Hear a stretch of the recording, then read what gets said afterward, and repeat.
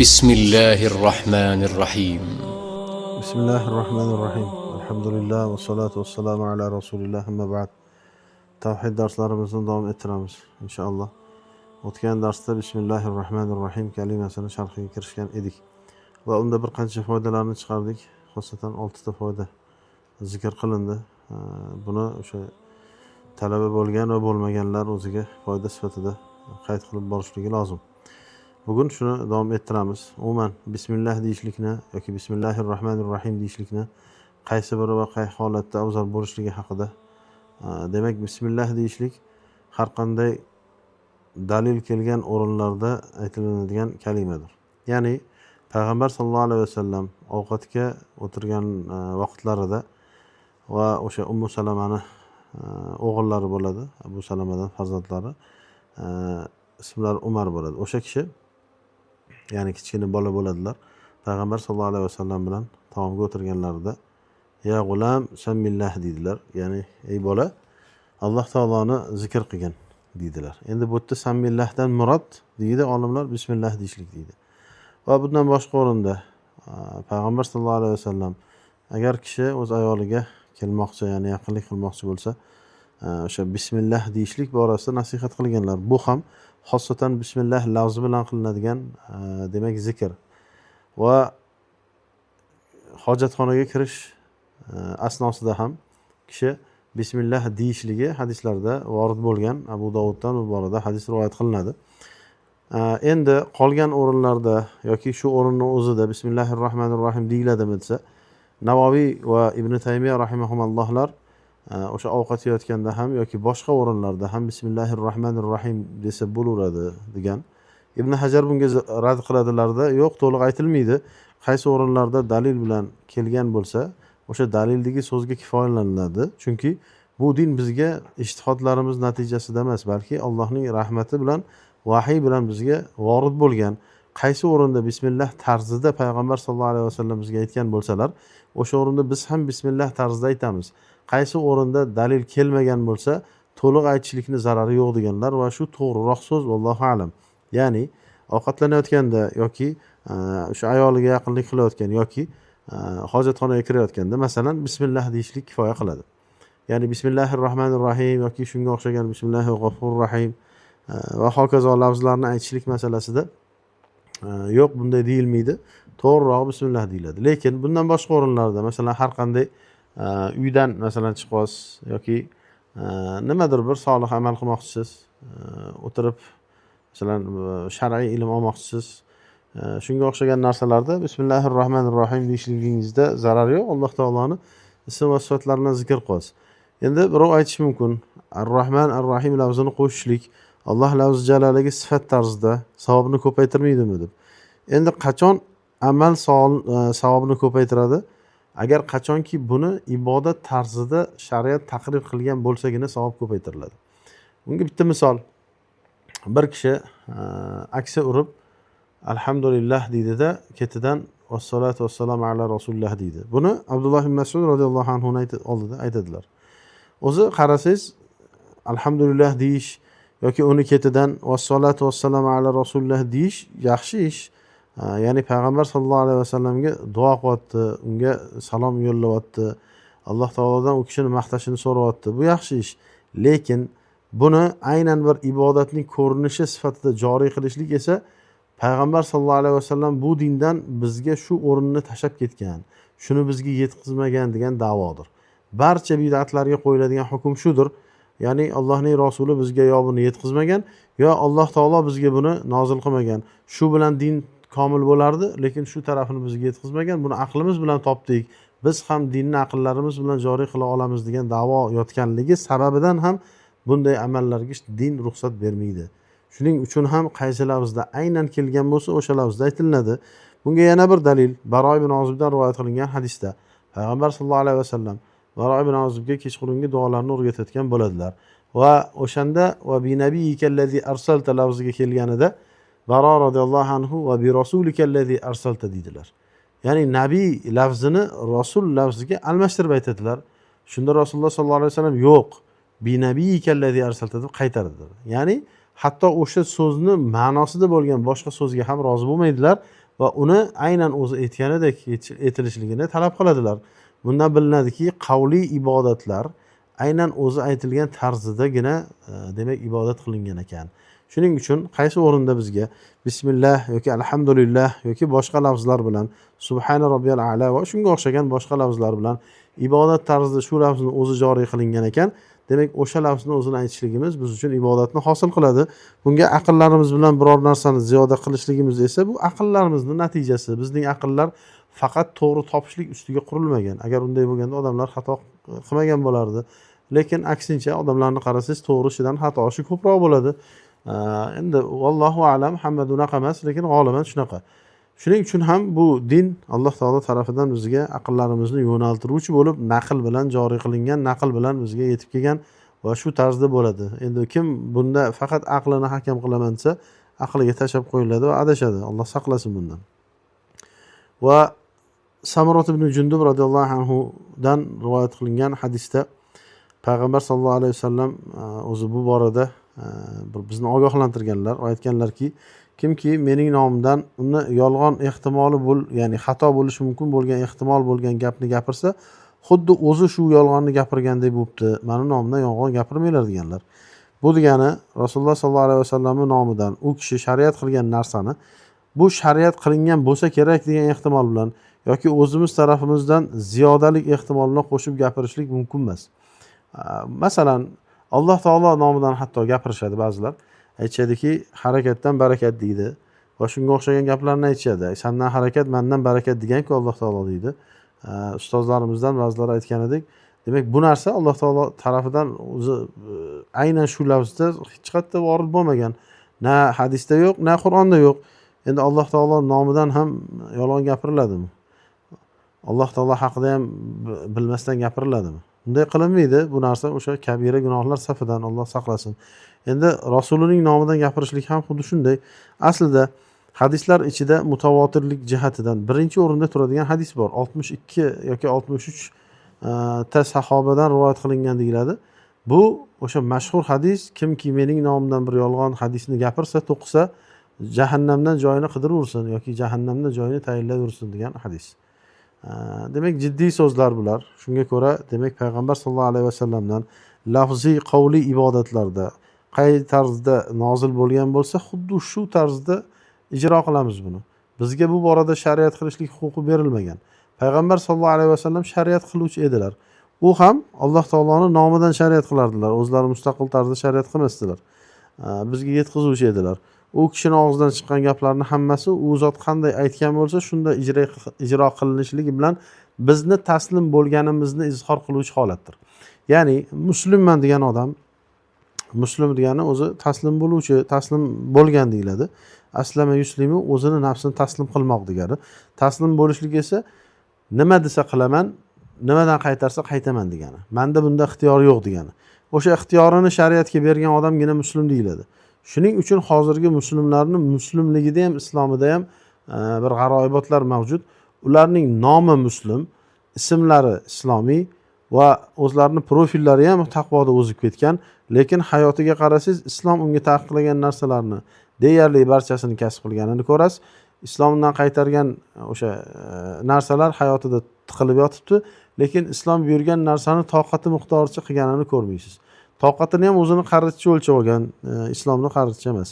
Shuning uchun bu narsalardan qutulishlikni eng o'sha oson yo'li taslim bo'lishlik degani. Ya'ni menda ixtiyor yo'q degan e'tiqodda yondashlik kerak. Agar bizda ixtiyor bo'lganda, Alloh taolo bizga qayta-qayta aytarmidi. Alloh taolo mo'min va mo'minalarga Alloh va Rasuli bir ishni ixtiyor qilgandan keyin ixtiyor yo'q degan. Ya'ni bizdan ixtiyorni nafiy qilgan. Biz Robbimizni bandalarimiz. Banda esa o'zini hojasi etgan narsanigina ixtiyor qiladi. Bu o'ziga agar ixtiyor tashab qo'yilganda, birodarlar, agar har kim o'zi xohlagan narsani e'tiqodiy tarzda amalga oshirib, shu bilan savob topishligi mumkin bo'lganda, hozir milliardlab dinlar bo'lardi, hammasi to'g'rilikni da'vo qilardi. Va oqibatda hammasi bir-biridan xilofli, ixtilofli holatda bo'lgan bo'lardi. Hozir hamma musulmonman yoki bittasi mo'minman deb turib, orada shuncha ixtilof bor, havosiga ergashib ixtilof qilmaydimi odamlar? Shuning uchun bu yo'lda ham, ya'ni bu so'zda ham hattoki Alloh va Rasuli bizga bildirgan bu ilmdan boshqa narsani qidirishlik, agar u aqllarga tayangan bo'lsa, albatta dalolalning eshigi bo'ladi, ya'ni adashishlikning eshigi bo'ladi.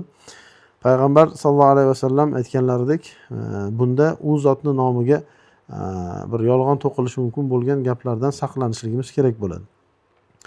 Va basmala, ya'ni bismillah deyishlik ibodatdir. Qavlda Alloh taolo bizni shunday deb ibodat qilishlikka buyurgan. Bu faqatgina odat tarzida aytilinadigan gap emas. Keyin buni aytayotgan odam nima deyotganini bilsin. Bismillah deyishlik bilan ibodat qilmoqchi bo'lsa, uni ma'nosini tushungan holatida aytsin. Va Alloh taolo o'sha lafzi jalala uni ketidan o'sha qo'shiladi. Birinchi o'sha bini aytdik, keyin ism bu narsalarni nomlanishini bildiruvchi kalimadir. Arabiy kalima. Bu so'zda ham qaysi ismni nazarda tutganligini undan keyingi kelayotgan Alloh lafzi jalala ifodalab beradi. Va o'zi Alloh lafzi jalala bu Alloh taoloning eng bir ajoyib va boshqalarga qo'llanilmaydigan, yolg'iz Alloh taologa xos bo'lgan ismidir. Bu so'z uni eshitganda qalblar titrab ketadigan, aytayotgan til xursand bo'lib ketadigan, unga bashorat beruvchi, bu dunyoda ham, oxiratda ham olamlarning yagona Robbi va ilohi bo'lgan zotning yakka ismidir. U zotdan boshqasiga qo'llashlik mutlaq mumkin emas. Alloh lafzi jalala Qur'onda 2602 marta zikr qilingan. Qur'ondagi zikr qilinish bo'yicha ismlarning ichida eng ko'p zikr qilinganidir. Alloh taolo bu ism bilan unga murojaat qilinishligini yaxshi ko'radi va bu ism iloh so'zidan kelib chiqqanligi haqida aytiladi. O'zi umuman bu ismni hosil bo'lishligi haqida 3 xil gap gapirilgan. Birinchisi o'sha al-ilah so'zidan chiqqanligini aytiladi. Bu eng mashhur so'z, vallohu a'lam. Keyingisi o'sha valaha fe'lidan valiha deyiladi ba'zilar. Ya'ni yaxshi ko'rishlik, muhabbat so'zidan kelib chiqqan deydi. Laha so'zidan kelib chiqqan deganlar ham bor. Bu ham o'sha arab tilidagi fe'llardan biri va rojihroq va ko'pchilik unga yurgani esa iloh kalimasiga al qo'shilgan deyiladi. Sibawayhi rahimahulloh, bu kishi o'sha mashhur tilshunos olimlardan aytganlarki, al ilohni oldiga qo'shilgan, al hurmat va ta'zimni ifodalashlik uchun qo'yilgan. Al ilah har doim o'sha al olinmasdan turadi deydi. O'zi biladigan odamlar, arab tilidan xabar bo'lgan odamlar biladiki, agar ya'ni ya Alloh bo'lsa, ya kiradigan har qanday kalima, ya bu o'sha nido harfi, ya Alloh deyiladi. O'sha yadan boshqa ya kirgan har qanday ism alif lam olmaydi. Masalan, Ar-Rahman bo'lsa, ya Ar-Rahman demaymiz, ya Rahman deymiz. Ya Rahman, ya Rahim, ya Rob deydi. Hamma duo qiladi-ku.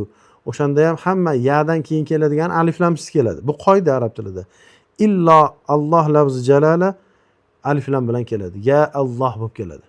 Bu Alloh taoloning aynan Alloh ismi jalalasiga o'sha hurmat va ta'zim ma'nosida va bunda Allohdan boshqa hech kim tushunilmaydigan bir zot ma'nosida qo'llaniladi. Va shu o'rinda iloh kimligini aytib o'tamiz. Iloh bu unga ibodat qilinadigan, barcha taqarrub choralari ungagina yo'naltiriladigan va undangina yordam so'raladigan narsadir. Bu ilohlik Alloh taoloning ulug'iyati, bu dunyo uni sababidan yaratilgan bir Allohning sifatidir. Va Alloh taolo o'zi aytgandek, barcha o'sha ibodat uchun yaratilgan bandalar bu dunyoda uni ibodatini qoyim qilishlikka buyurilgandirlar va o'zi aslida yaratilishligining maqsadi ham shudir. Va Alloh taoloning rububiyati va ulug'iyati bir-biriga bog'liq narsa. Iloh albatta rububiyatni jamlagan bo'lishligi kerak. Alloh taolo qaysi o'rinda o'zini ilohligini bayon qilgan bo'lsa, o'sha o'rinda yoki undan sal oldin yoki undan sal keyin bu o'sha ilohiyatning sababi rububiyat ekanligini zikr qilgan. Va bizga ibodatga buyurganda sizlarni yo'qdan bor qilgan zotga deydi, yoki osmonlar, yerlarni yaratgan zotga deydi, yoki sizlarni osmondan rizqlantiradigan zotga deydi, yoki sizlarni va sizlardan oldingilarni yaratgan zotga deydi. Qarasangiz hammasida Alloh taolo o'zi yo'qdan bor qilishini, yaratishini, ishlarni tadabbur qilib turishligini, tadbir qilib turishligini, bandalarni rizqlarini yetkazib turishligini, ularni islohlarini, hammasini rioyasini Alloh taolo qilib turishligini eslatadi. Demak, ibodat qilinishga loyiq bo'lgan zot albatta o'shani hamma maslahatini unda jamlab berishga qodir zot bo'lishligi kerak ekan. Shuning uchun ham aytiladiki, ulug'iyat sifati rububiyat sifatini ham o'zida jamlaydi va Alloh taolo yagona shunday zotdir. Endi ulug'iyatda yagona zot, rububiyatda ham yagona bo'lishligi kerak. Agar boshqasi rububiyatda unga sherik bo'lganda, ulug'iyatda ham sheriklikni talab qilgan bo'lardi. Demak, ulug'iyatda yagonaligi rububiyatda yagonaligini ham taqdim qiladi va talab qiladi, taqozo qiladi va bu esa ism va sifatlarda ham yagonaligini talab qiladi. Allohdagi bor sifatlar boshqasida bo'lishligi ayni shu tarzda bo'lishligi mumkin emas, nafiy qilinadi. Shuning uchun ham Alloh taolo Shuro surasida aytganidek laysa kamithlihi shay va unga o'xshash biror narsa yo'q. Va huwas samiul alim. Va huwas samiul basir. U eshituvchi va ko'rguvchi zotdir deydi. Va davomida aytadi, barcha Alloh taoloning ismlari Alloh lafz jaloliga tobedir, unga ergashadi va boshqa biror ismga Alloh lafz jaloli ergashmaydi. Bu nima degani? Alloh deganda biz Rahmanni ham, Rohimni ham, G'afurni ham, G'affarni ham yoki o'sha Xoliqni ham, Bariyni ham, Musavvirni ham tushunamiz. Hamma Alloh taoloning ismlarini Alloh lafzi jalali o'z ichiga oladi. Buni aytganim, ya'ni Alloh deganimizda hammasini nazarda tutib aytamiz va barchasiga Alloh lafzi jalali javob bo'ladi va bularni ya'ni mutazammin deyiladi, hammasini o'z ichiga oladi. Lekin boshqa biror ismi Alloh lafzi jalalani o'z ichiga olmaydi. Ya'ni biz Rahman deganda Allohni ichiga oladi deya olmaymiz, lekin Alloh deganda Ar-Rahman ismini ham bildiradi, buni ham o'z ichiga oladi deymiz.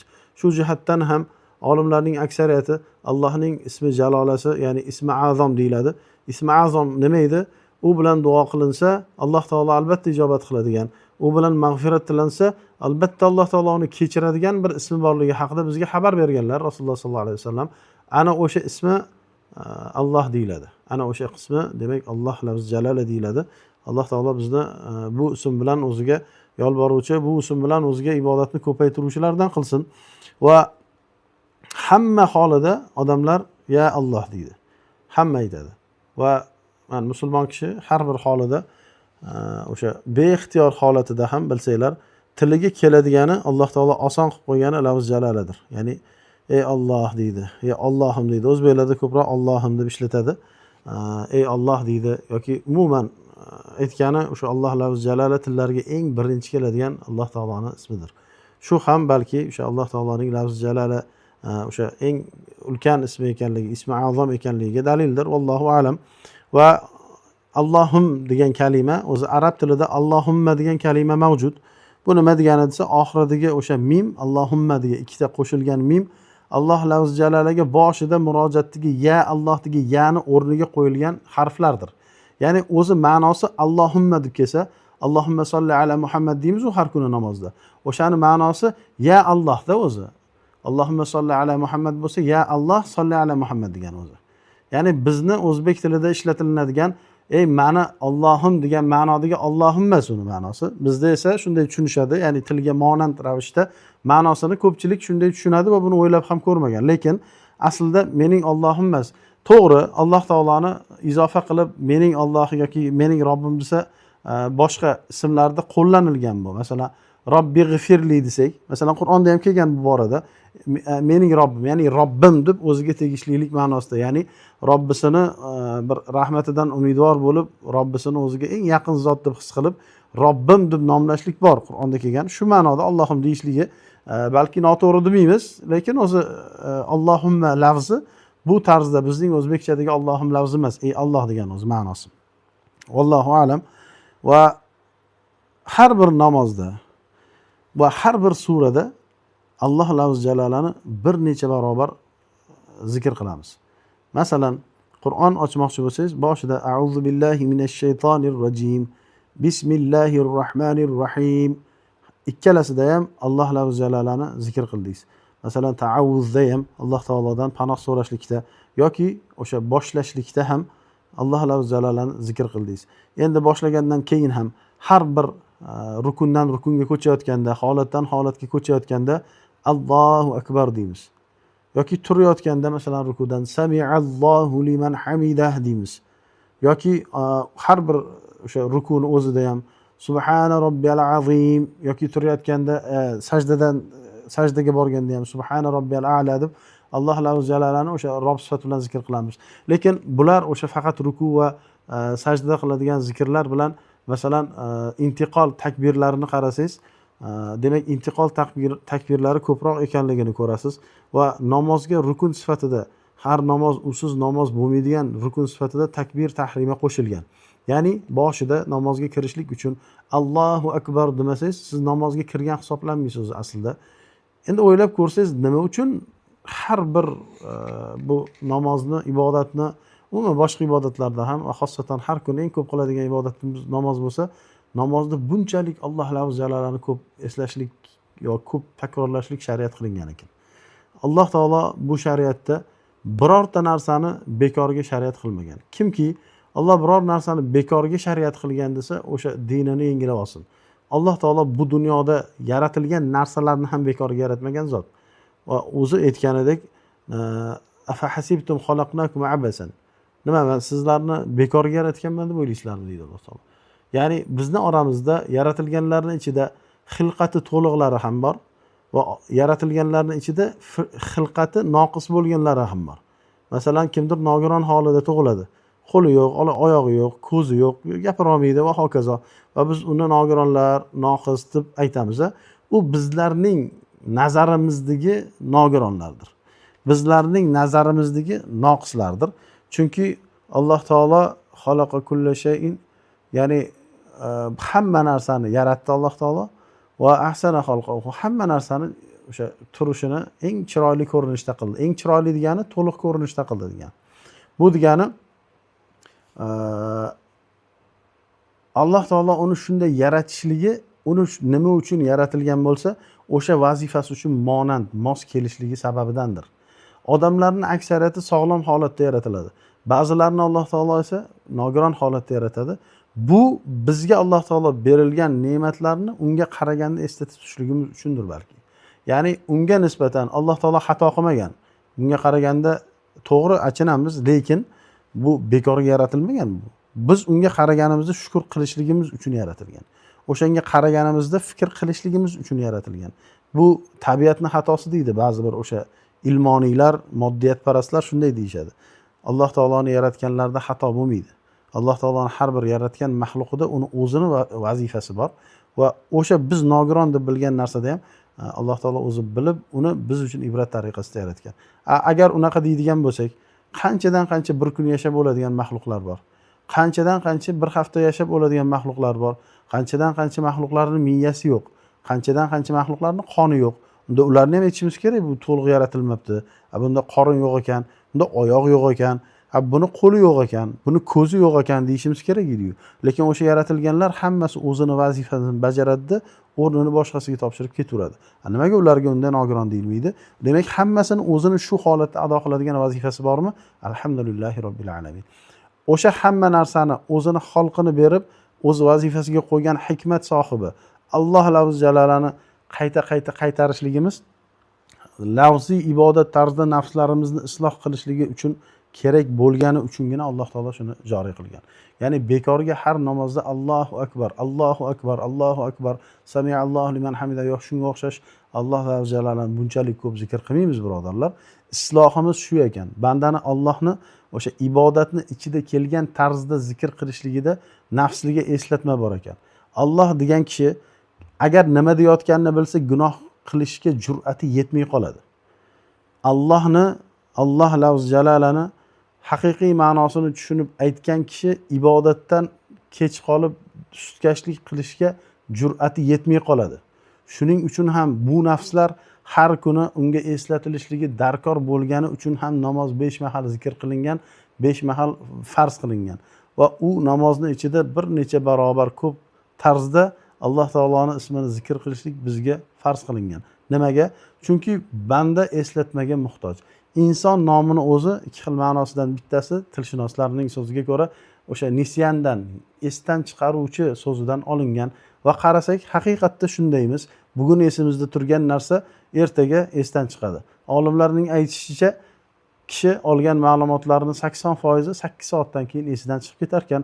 Shuning uchun ham bir kasal o'ladigan bo'lib kasal bo'lib, keyin undan zo'rg'a tuzalib olgandan keyin oradan ozgina o'tib yana o'sha kasalning sababini qayta qilaveradi. Ichma, bu seni o'sha a'zolaringni qurishiga sabab bo'lgan narsa, buyraklaringni qurishiga sabab bo'lgan narsa shu ichkiliging desangiz, bo'ldi tavba qildim endi, shuni qilmayman deydida, oradan ozgina vaqt o'tganini qarasangiz, yana ichib dumalab yotganini ko'rasiz. Bu unutuvchiligidir.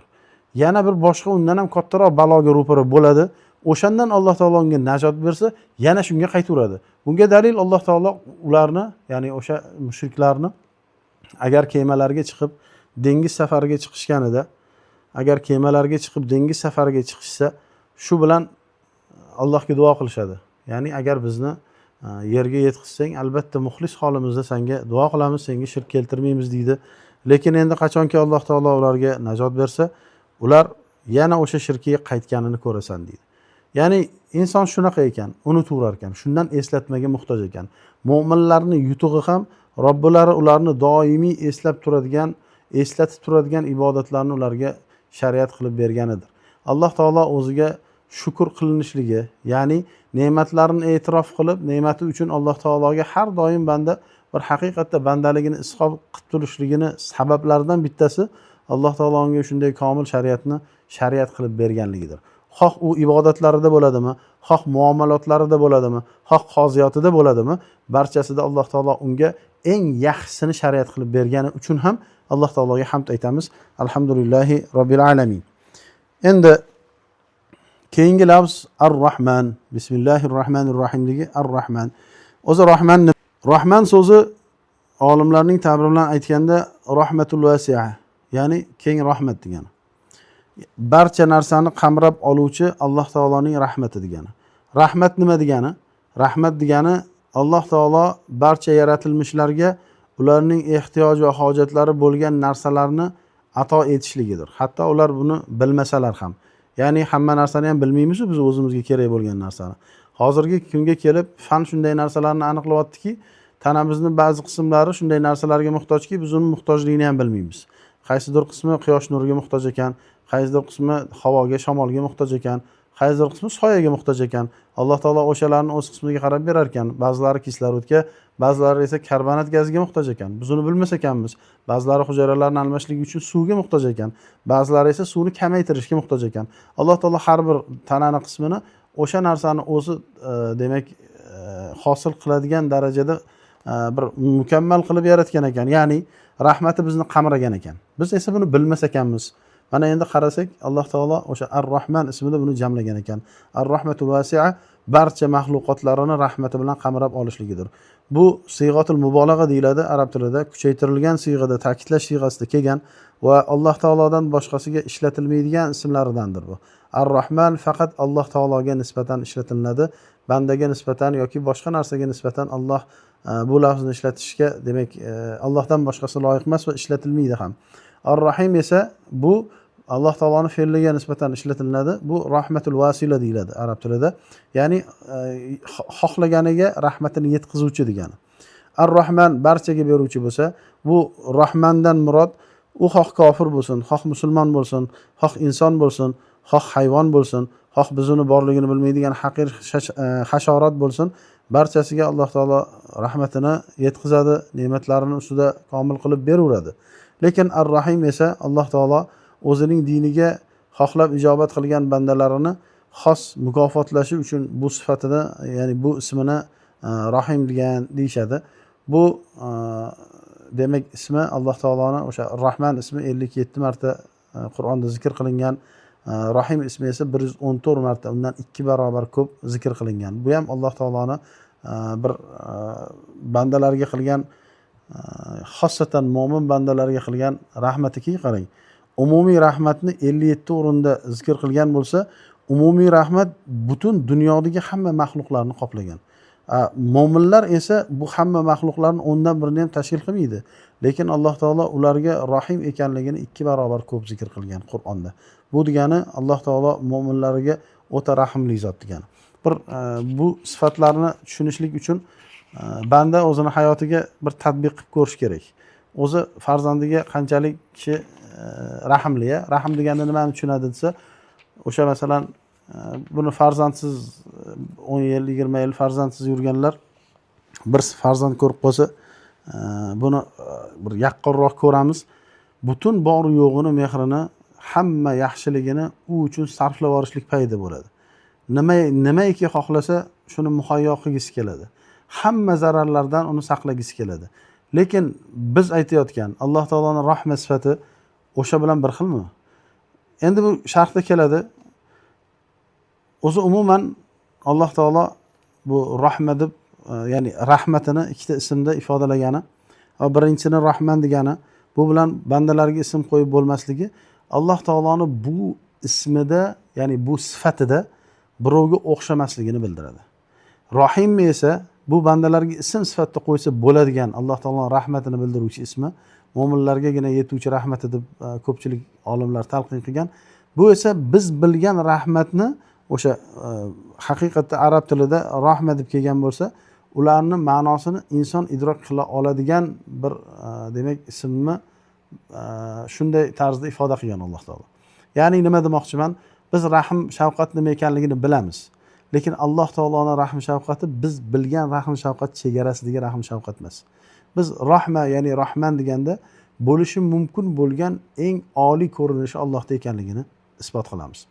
Masalan, Alloh taoloning ba'zi ismlari bor, ular bilan bandalar nomlanishi mumkin emas. Masalan, Xoliq degani. Xoliq nima degani? O'xshashsiz yaratuvchi degani. Alloh taolo biror narsalarni o'sha yaratsa, uni boshqasidan ko'chirib yaratmaydi. Hammasini shunday bir o'ziga xos qilib yaratganki, qaytaga odamlar agar biror narsani rasmni chizsa yo biror narsa yasasa, hammasi atrofdan ko'chirib o'shandan nusxa olib yasaydi. Masalan, samolyotni o'sha boshidan yasaganlar chigirtkalarga qarab yasashgan deyiladi va boshqa narsalar. Bari ismini ham boshqalarga qo'yib bo'lmaydi. Allohgagina xos. Bu kamchiliksiz, nuqsonsiz yaratuvchi degani. Insonda esa bunday emas. Har doim bitta bir narsani ixtiro qilsa, ozgina vaqt o'tib ketidan yangisini ixtiro qiladi. O'sha narsani takomillashganligini ixtiro qiladi. Masalan, hammamizda qo'limizda telefonlarimiz bor. Telefonlarimizga o'sha qaysidir dastur o'rnatilgan. 1 oy 2 oy o'tadida u dasturni yengitdan yuklash kerak bo'ladi. Nimaga desa, takomillashgan yangi qismi chiqadi shuni. 2-chi, 3-chi, 5-chi yoki u telefonlarimiz o'zini, masalan 5-chisi, 6-chisi, 7-chisi va hokazo. O'shanaqa qilib nomi yoki raqami o'zgarib chiqaveradi. Birinchisidan ko'ra keyingisi yaxshiroq bo'laveradi. Insonni qarang, yaratilganda qanday yaratilgan? Xuddi shunday davom etadi.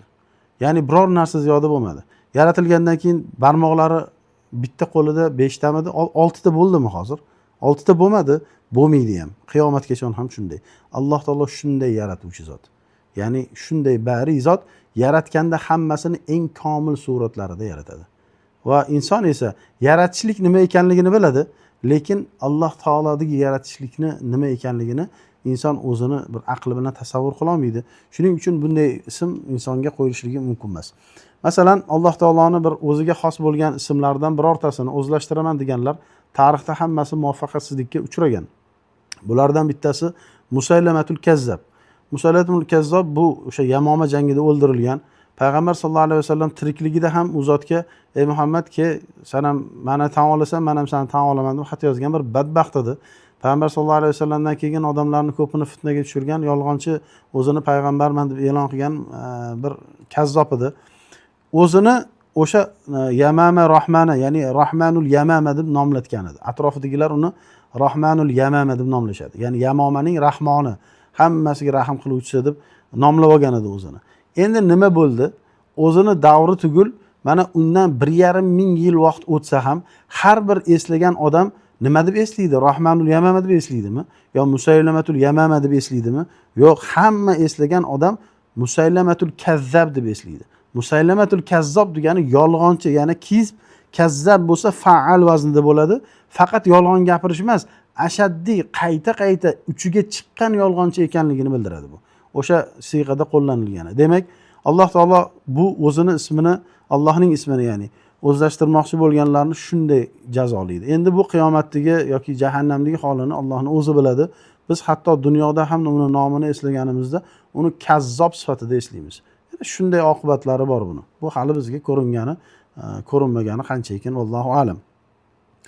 Va o'sha aytganimizdek, Ar-Rahman sifati bu dunyoda faqat barcha bandalarga rahmatini yetkazuvchi yoki Rahim ismi esa rahmatini qiyomatda faqat mo'minlarga yetkazuvchi ekanligi haqida Al-Faris va Ibn Jarir At-Tabari rahimahumullohlar gapirishgan. Ular shu ma'noda sharh qilishgan. Ibn Muborak rahimahulloh esa Ar-Rahman so'rasa beradigan, Ar-Rahim esa so'ramasa g'azab qiladigan zot deganlar. Ya'ni buni shunday bir ta'riflaganlar.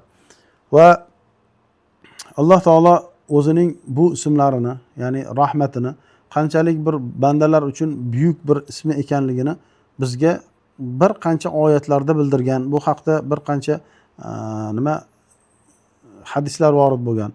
Endi Alloh taolo bu haqda aytadiki, Qur'onda o'zining o'sha gunohlarga nafsini ko'mvorgan, gunohlar bilan nafsini isrof qilganlarga nisbatan la taqnatu min rahmatillah deydi. Ya'ni ey o'zini nafsini gunohlarda isrof qilib yuborgan bandalarim, Allohning rahmatidan noumid bo'lmanglar deydi. Bu oyat farishtalar haqida nozil bo'lmagan, gunoh qilmaydigan farishtalar haqida nozil bo'lmagan. Bu oyat mo'minlar haqida bo'lib ham kabiralarga ko'milib ketganlar haqida nozil bo'lgan. Robbimiz Rahman, Rahim Robbimiz oyatda Allohning rahmatidan noumid bo'lmanglar degan. Bu subhanalloh bandalarga berilgan eng ulkan bashoratdir. Bu oyat haqida gapirganda Ali radhiyallohu anhu Qur'ondagi eng qamrovli oyat shu deganlar. Ibn Mas'ud radhiyallohu anhu eng xotirjam qiluvchi oyat shu deganlar. Imom Shavkoniy esa eng umidbaxsh oyat shu deganlar. Bu oyat arsh ustiga xaloyiqni, butun xalqni yaratganida Alloh taolo arsh ustiga yozib qo'ygan, ya'ni rahmatim g'azabimdan o'zib ketdi deb yozib qo'ygan shu ismning ma'nosidir. Alloh taolo bizni o'zining rahmatida davomli qilsin, o'zining rahmatiga bizni g'arq qilsin. Va Imom Buxoriy Umar radhiyallohu anhudan rivoyat qilgan hadisda sahobalar payg'ambar sollallohu alayhi vasallam bilan turganlarida bir ayol bolasini qidirib qoladi. U ayol o'zi ba'zi rivoyatlarda keladi, asirga olinganlar orasida bo'ladi. Bolasi qatgadir o'sha o'ynab ketib qoladi, uni qidirib qoladi. Rosa joni halak bo'lib qidiradida, topganida bag'riga bosadi, quchoqlaydida, keyin bolasini emizishga tushadi. Shunda hamma bir qalbi erib qarab turadi. Bir hozir ham shunaqa-ku, bir odamlar bolasini yo'qotgan ayol bolasini topsa, bir yig'lab bag'riga bossa, qarab turgan odam ham yig'lab yoradi-ku. Rahmatning asari shunaqada. Bu bir ajoyib ne'matda bu bandalarga berilgan. Payg'ambar sollallohu alayhi vasallam shunda sahobalarga rahmatni nima ekanligini va Allohning ism va sifatlarini tanitishlik uchun shu fursatda ta'lim berishlikni xohladilar va aytdilarki, shu ayol bolasini olovga tashlarmikin dedilar. Sahobalar hammasi yo'q ey Rasululloh, unaqa qilmaydi, bu yo'q bunaqa qilmaydi dedi.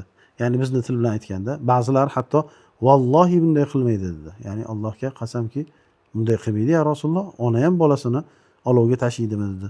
Shunda payg'ambar sollallohu alayhi vasallam Alloh taolo bandasiga shu ayol bolasiga mehr ko'rsatgandan ko'ra rahimliroqdir dedilar. Shunday rahimli Robbimiz bor bizni. Va ba'zi solihlarning duolarini keltirishadi. Ular Allohga duo qilganda, ey Alloh, sen onam menga eng mehribon odam ekanligini bilasan. Ya'ni yer yuzida onamdan ko'ra menga mehribonroq odam yo'q, lekin sen menga onamdan ham mehribonroqsan, rahimliroqsan. Onam meni jazolanishimni xohlamagan va unga yo'l qo'ymagan bo'lardi. Ey Robbim, meni barcha jazolardan qutqar deb duo qilardi. Ya'ni o'zini Robbisini, unga bo'lgan rahmatini onasini rahmatidan ustun ko'rib, Robbisiga o'sha rahmatini demak zikr qilib duo qilishardi. Va Imom Muslim rivoyat qilgan hadisda Abu Hurayra aytganlar. Payg'ambar sollallohu alayhi vasallam shunday dedilar: Alloh taolo rahmatni 100 qismga bo'ldi. Allohning rahmati 100 qismdan iborat. Ularning bir qismini yerga tushirdi. O'sha bir qismi bilan vahshiy hayvon o'ziga o'z bolasiga rahm qiladi deganlar. Ya'ni o'sha 100dan 1 bo'lgan rahmat bilan biz o'zaro farzandlarimizni, aka-ukalarimizni, ota-onalarimizni, birodarlarimizni, ayollar va yoki o'sha turmush o'rtoqlarimizni yaxshi ko'ramiz.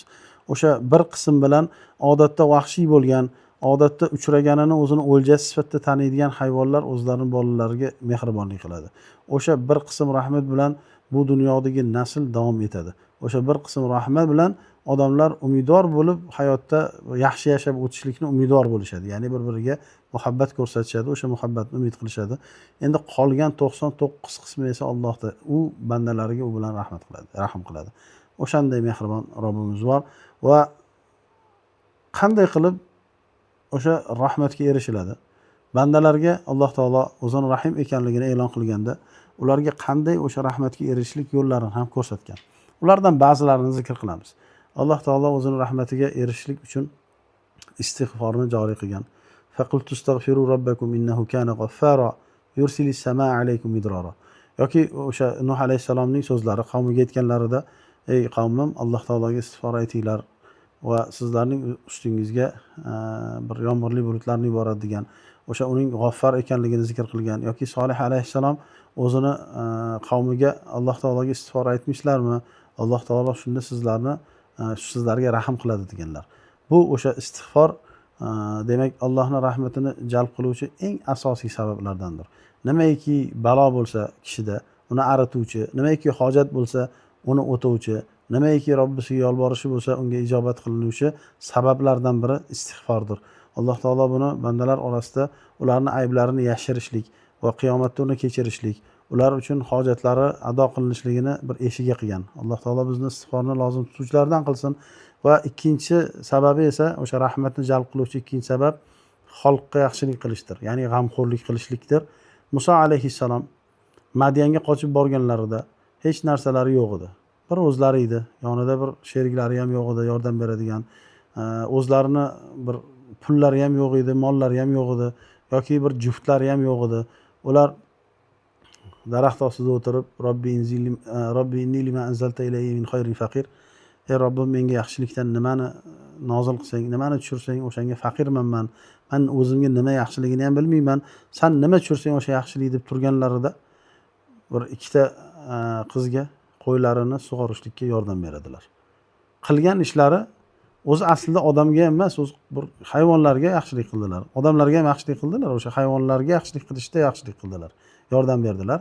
O'sha qo'ylarni sug'ordilar. Ya'ni tashnalikdan o'sha qo'ylarga suvni yetkazishlikka sabab bo'ldilar va bu borada o'sha ikkita ayol uchun bir ishini tezlashtirdilar.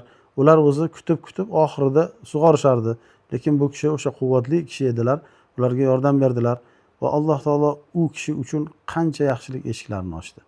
U kishini bir solih odamga kuyov qildi. U kishini 10 yil bir joyda turishligi uchun hamma sharoitlari bor joy narsani muhayyo qildi va keyinchalik o'z rahmati bilan uni payg'ambar qildi. Demak, Alloh taoloning rahmatini o'ziga nozil qiluvchi narsalardan biri kishini o'sha xalqqa, ya'ni yaratilmishlarga, maxluqlarga g'amxo'r, rahmatli, shafqatli, mehribon bo'lishligidir.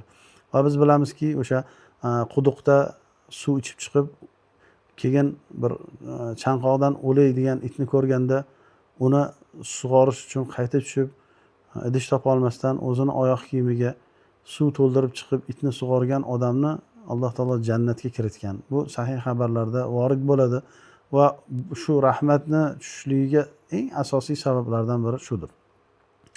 Va Abu Dovuddan rivoyat qilingan hadisda Alloh taolo bandalariga qanday rahm qilishini Payg'ambar sollallohu alayhi vasallam aytganlar va aytganlarki, yerdagilarga rahm qilgin, shunda osmondagi zot senga rahm qiladi deganlar. Alloh taolo barchalarimizni rahm qiluvchilardan qilsin, gunohlarimizni mag'firat qilsin va yaxshiliklarga yetkazsin. Tavhid nomlanmish xayriyatni sohiblaridan qilsin, muvahhidlardan qilsin. Subhanakallohumma hamdik, ashhadu an la ilaha illa anta astag'firuka va atubu ilayk. Jazakumullohu xayron.